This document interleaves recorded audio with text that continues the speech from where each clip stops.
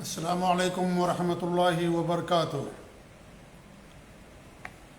الحمدللہ رب العالمین واشہد ان لا الہ الا اللہ وحدہ لا شریک لہ واشہد ان محمدا عبدہ ورسولہ صلوات اللہ وسلامہ علیہ وعلی آلہ وعلی اصحابہ ومن اہتدی بہدیہ واستنى بسنتہ الی یوم الدین وبعد۔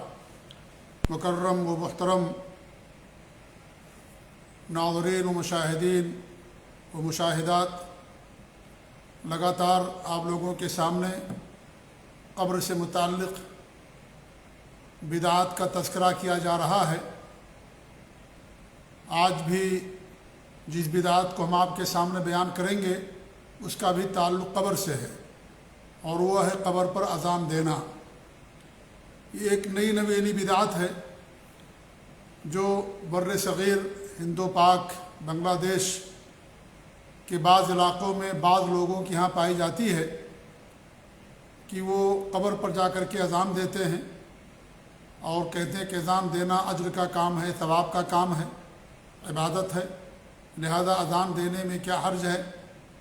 اسی طریقے سے ان کا کہنا یہ ہے کہ اذان جب دی جاتی ہے تو میت سنتا ہے اور اذان سن کر کے ہو سکتا ہے وہ صلاۃ کی تیاری کرے، جس سے منکر نکیر کے سوالوں کا جواب دینے میں اس کے لیے آسانی ہو۔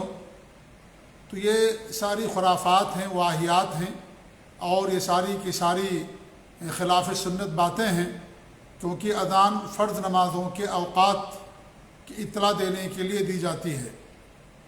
اگر اذان دی جانی مشروع ہوتی تو اس کی نماز جنازہ پر دی جاتی۔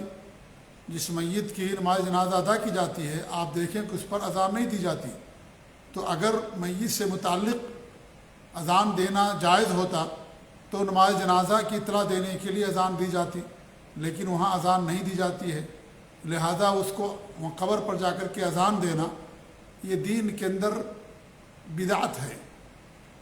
اور یہ قاعدہ تو سب کو معلوم ہے کہ عبادت کا دار و مدار کتاب و سنت پر ہے۔ جب یہ عبادت ہے تو وہی عبادت کرنا جائز ہوگا جس کا ثبوت کتاب و سنت سے ہوگا۔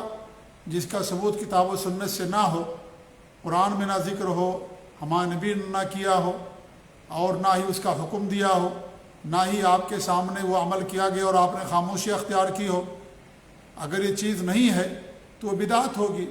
اللہ کے رسول صلی اللہ علیہ وسلم نے کتنے لوگوں کو قبر کے اندر دفن کیا، صحابہ کرام نے دفن کیا، کیا کسی کی قبر پر اذان دی گئی؟ خلفائے راشدین ہیں جن کی سنتوں کو لازم پکڑنے کے لیے کہا گیا ہمیں، کیا انہوں نے کسی کی قبر پر اذان دلوائی؟ خود اللہ کے رسول صلی اللہ علیہ وسلم کی وفات ہوئی، لوگوں نے آپ کی قبر پر جا کر کے نماز جنازہ پڑھی، لیکن کیا اذان دی گئی؟ تو یہ سب حرام ہے شریعت کے اندر۔ نئی چیزیں پیدا کرنا، شریعت اللہ تعالیٰ کی ہے، اللہ تعالیٰ کا دین ہے، لہذا اس میں نئی نئی چیزیں پیدا کرنا یہ بدعت اور گمراہی ہے یہ، اور گمراہی انسان کو جہنم کے اندر لے جانے والی۔ اگر یہی معاملہ ہے کہ بھئی عبادت ہے، عبادت کرنے میں کیا حرج ہے، نعوذ باللہ، کس قدر خراب منہج، کس قدر خراب اصول اور ضابطہ کہ بھئی اذان اللہ کا ذکر ہے، اللہ کی بڑائی بیان کی جاتی ہے، اس میں اللہ تعالیٰ کی وحدانیت کا ذکر ہے، نبی اکرم صلی اللہ علیہ وسلم کی رسالت کا ذکر ہے، کامیابی کی طرف لوگوں کو بلایا جاتا ہے، ایک اللہ پر ایمان کی گواہی دی جاتی ہے، یہ سب اللہ تعالیٰ کا ذکر ہے، اس میں توحید اور رسالت تمام چیزوں کا ذکر ہے، تو اس کو کہنے میں کیا حرج ہے؟ تو میرے بھائی نماز پڑھنے میں کیا حرج ہے؟ اس قبر کا طواف کرنے میں کیا حرج ہے؟ اس قبر کا حج کرنے میں کیا حرج ہے؟ اگر آپ اسی طریقے سے دروازہ کھولیں گے عبادات کا کہ عبادت جہاں چاہیں جہاں انسان کر لے، تو پھر تمام عبادات جا کر کے وہاں پر کیجئے، کیوں نہیں کرتے تمام عبادات؟ اس لیے عبادات کا دار و مدار وحی پر ہے، کتاب اللہ اور سنت رسول پر ہے، قرآن مجید کے اندر اس کا ثبوت ہونا چاہیے، اور اللہ کے رسول صلی اللہ علیہ وسلم سے صحیح حدیثوں سے اس کا ثبوت ہونا چاہیے۔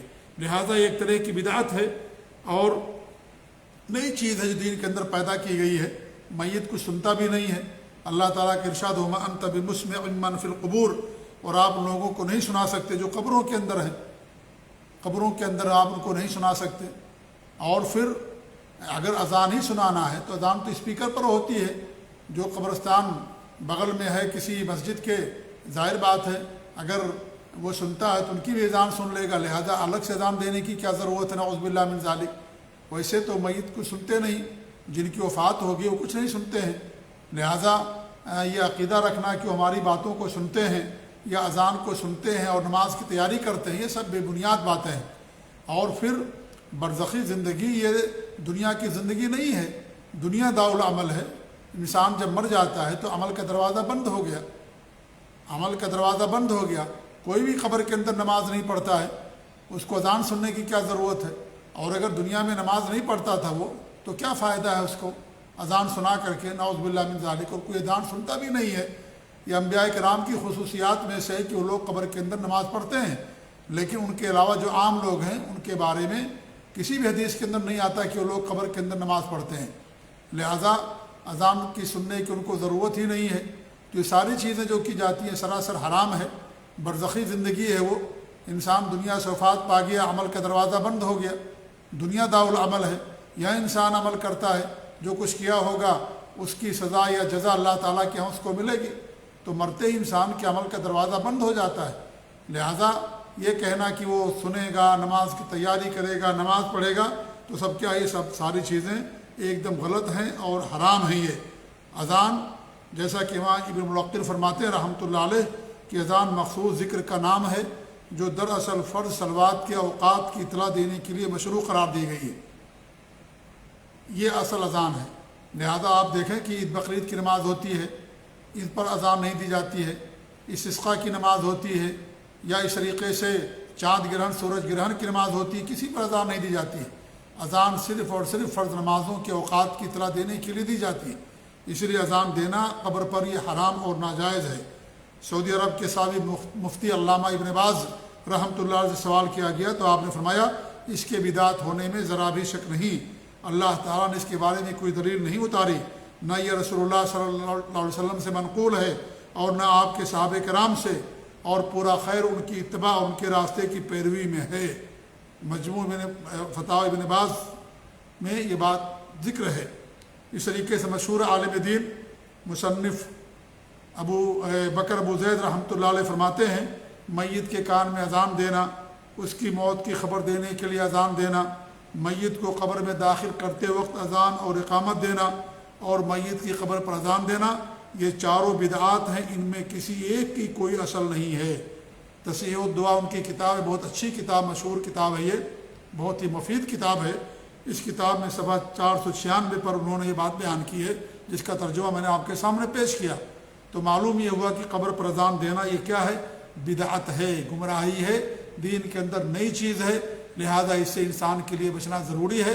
اگر ہم چاہتے ہیں کہ اللہ تعالی ہمارے اعمال کو قبول فرمائے تو انسان سنتوں پر عمل کرے، اور جو بدعت اور خرافات ہیں ان تمام چیزوں سے بچے، کیونکہ بدعت اور خرافات جہاں یہ ضلالت اور گمراہیاں ہیں وہیں یہ شرک کا چور دروازہ بھی ہیں، ان کے ذریعے سے انسان شرک کے اندر اور کفر کے اندر داخل بھی ہو سکتا ہے، اور بدعتیوں کو اللہ کے رسول صلی اللہ علیہ وسلم قیامت کے دن اپنے حوض سے بھگا دیں گے۔ جب آپ کو بتایا جائے گا کہ انہوں نے دین کے اندر تبدیلی کر دی تھی اور نئی نئی چیزیں پیدا کر دی تھی دین کے اندر، تو آپ باقاعدہ ان کو اپنے حوض سے بھگا دیں گے۔ لہذا بدعت یہ گمراہی ہے، انسان اور گمراہی انسان کو جہنم کے اندر لے جانے والی ہوتی ہے۔ اللہ تعالیٰ سے دعا ہے کہ اللہ رب العالمین ہمیں سنتوں پر قائم رکھے، بدعت اور خرافات سے اللہ تعالیٰ ہم سب کو محفوظ رکھے۔